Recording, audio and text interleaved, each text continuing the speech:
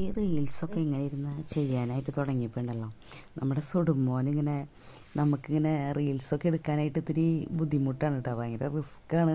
എന്നാലും ചെയ്യാനായിട്ട് ഇങ്ങനെ ഇടയ്ക്ക് ഇരിക്കുമ്പോൾ ഉണ്ടല്ലോ സുടുക്കൂട്ടൊന്നുമില്ലെങ്കിൽ ചിലപ്പോൾ ഞാൻ റീൽസ് എടുത്തുകൊണ്ടിരിക്കില്ല, ചിലപ്പോൾ ഉറങ്ങിപ്പോവും.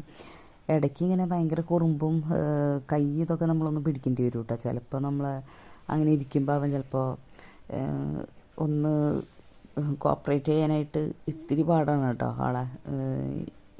എന്താണെന്ന് വെച്ച് കഴിഞ്ഞാൽ ഈ കുറുമ്പൊക്കെ ആയിട്ട് ഒന്നുമില്ലെങ്കിൽ നമ്മളെ പിടിച്ച് വലിക്കുക, ചിലപ്പോൾ ഒച്ചെടുത്ത് കരച്ചിൽ.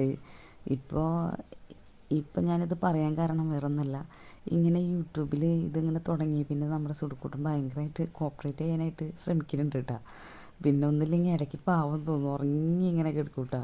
പിന്നെ ഇതൊക്കെ ഇങ്ങനെ ഇരുന്ന് ചെയ്യുമ്പോൾ ഇങ്ങനെ വർത്താനമൊക്കെ പറയുമ്പോൾ നമ്മുടെ മുഖത്തേക്കൊക്കെ നല്ലോണം ശ്രദ്ധിക്കാനായിട്ട് തുടങ്ങിയിട്ടുണ്ട് സുടുമോൻ. അങ്ങനെ കുറച്ച് എനിക്കിപ്പോൾ ഇതിൽ തുടങ്ങിയപ്പോൾ സുടുമോന് കുറച്ചൊരു യൂസ്ഫുള്ളായിട്ട് എനിക്ക് തോന്നുന്നുണ്ട്. സുടുക്കൂട്ടൻ കുറച്ചും കൂടിയും ബെറ്ററായിട്ട് ഇരിക്കണ പോലെയൊക്കെ തോന്നുന്നുണ്ട്.